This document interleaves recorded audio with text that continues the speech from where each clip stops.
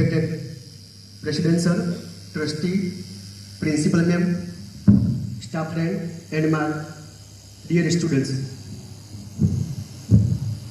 15 अगस्त 1947 में हमारा देश आज़ाद हुआ और तब से लेकर आज तक आज ही के दिन यह राष्ट्रीय त्योहार स्वातंत्र दिन हर साल मनाया जाता है।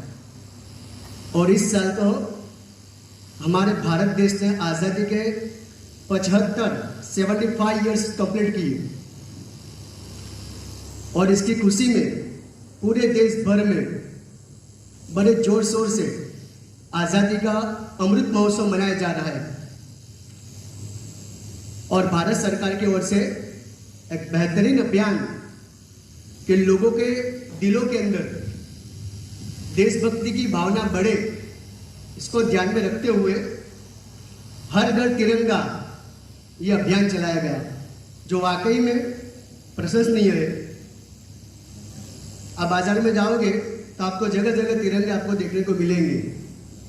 मैंने अपने घर पे भी लगाया। एक बात मैं बता दूं कि कल मेरे घर की बात, कल 9 बजे मेरी भतीजी है आयरा, 2.5-3 साल की, बाहर खेल रही थी, तो खेलते खेलते अकेली खेल रही थी, उसका ध्यान फ्लैग की ओर गया, फौरन उसने सैल्यूट किया, सलामी दी।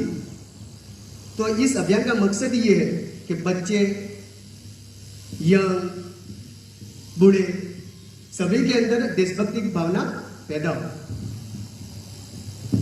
हमें सभी को मालूम है कि हमारे देश को सोने की चिड़िया कहा जाता था और इसी सोनेपन को लूटने के लिए अंग्रेज घुसपैठियों की तरह हमारे देश में घुसे।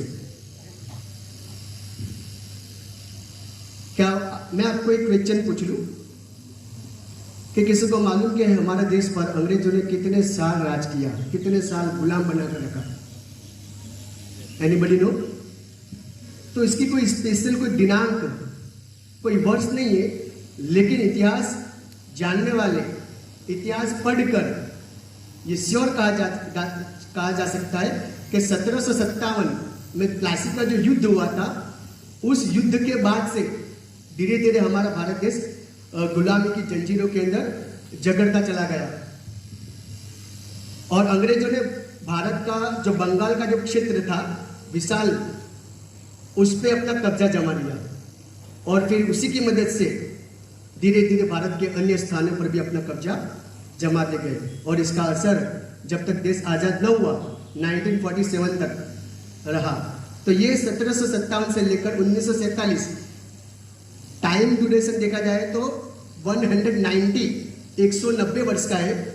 लेकिन आमतौर पर यह कहा जाता है कि हमारे देश पर अंग्रेजों ने करीब 200 साल तक राज किया, 200 साल भारत को गुलाम बनाकर रखा। ये जो 200 साल का जो टाइम पीरियड है, उसके अंदर देश को आजादी दिलाने के अंदर बड़ी बड़ी कुर्बानियां दी। किसी ने तो फांसी के गंदे को स्वीकार लिया, किसी ने जेलवास को स्वीकारा, किसी ने अपने सीने पे गोली खाई, बड़ी बड़ी कुर्बानियां दी। और कईयों ने तो अपने लहू को बहाया। किसी ने अपने बीवी को बेवा किया, किसी ने अपने बच्चे को यतीम किया, तब जाकर ये आजादी हमें मिली है। तो ये आजादी हमें ऐसे नहीं मिल गई, बहुत बड़ी बड़ी कुर्बानियां दी। और मुख्य जो स्वातंत्र सेनानी में अगर नाम लेना चाहूं तो मंगल पांडे, शहीद भगत सिंह, अशफाक उल्लाह खान, फिर महात्मा गांधी जी, लाला लाजपत राय, बाल गंगाधर तिलक, और महिला वीरांगना भी इसमें पीछे नहीं थी, रानी लक्ष्मीबाई, बहुत सारी मतलब के महिलाएं भी इसके अंदर आगे थी देश को आजादी दिलाने के अंदर। और सिर्फ यहीं तक ही नहीं कि 1947 तक हमें इसके बाद की फैसिलिटी, इसके बाद की 1947 के बाद की फैसिलिटी देकर गए। कौन सी? मैं आपको एक एग्जाम्पल बताऊं, सरदार वल्लभ भाई पटेल जी का, शायद पढ़ा होगा स्टूडेंट्स ने 9th 10th एसएस के अंदर, कि हमारे देश के अंदर 1947 के पहले 562 क्या देसी रजवाड़े बोलते हैं ना, हाँ, तो हिंदी में कहेंगे देसी रियासतें। तो ये पहले ऐसे था, तो सरदार वल्लभ भाई पटेल ने सबको इकट्ठा किया और इसको खत्म करके, देसी जो रियासत है उसको खत्म करके भाषा के बेस पे राज्य की रचना की। एक बेहतरीन काम किया। प्राइम मिनिस्टर मोदी जी ने जब स्टैच्यू ऑफ यूनिटी का जब अनावरण हो रहा था, तब अपनी स्पीच के दौरान कहा था कि अगर सरदार वल्लभ भाई पटेल ने अगर ये बेहतरीन काम न किया होता, भाषा के बेस पर राज्यों की रचना न की होती, तो क्या होता मालूम आपको? 1947 के बाद भी जिस तरीके से हमें अपने भारत से बाहर जाना हो तो वीजा लेना पड़ता है, तो उसी तरीके से हमें हमारे देश के अंदर, जैसे गुजरात का जो हिस्सा है वहां से अगर बाहर जाना होता, राजस्थान, महाराष्ट्र, तो हमें वीजा लेना पड़ता। समझ में आ रहा है?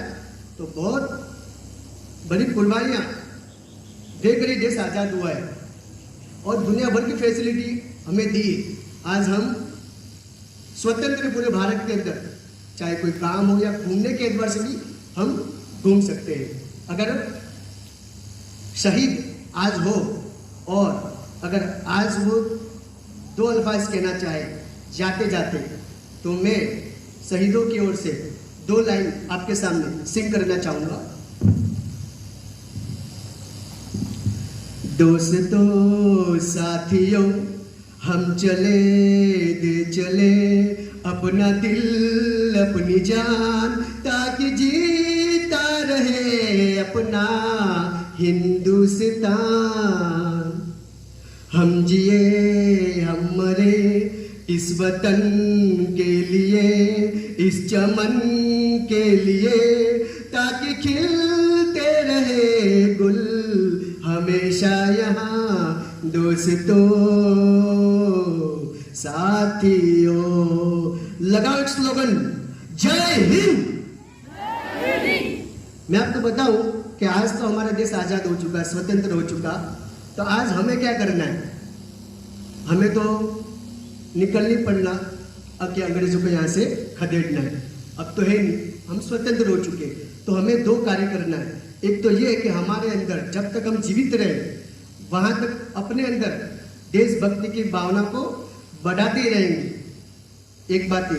दूसरा, हमें मिलजुल कर रहना है, क्योंकि देश को आजाद करने के अंदर बराबर का हर एक हिंदू, मुस्लिम, सिख, ईसाई, बौद्ध, जैन, पारसी, हर एक रिलीजन का बराबर हिस्सा है, हर एक जाति वालों का। यूनिटी इन डाइवर्सिटी, विविधता में एकता, ये हमारे देश की खासियत है। वसुधैव कुटुंबकम, सारी पृथ्वी तो एक परिवार है, तो हमें क्या करना है? मिलजुल कर रहना है। तो इसी से संबंधित एक स्टैंडर्ड 7 की पोएम है, हिंद देश के निवासी, लेकिन वक्त ज़्यादा हो रहा है तो मैं इसको अपनी बात को यहीं पर फिनिश कर रहा हूँ। वक्त मिलेगा तो बाद में आपको ये पोएम सुनाऊंगा। जय Hind. Thank you very much. Thank you sir.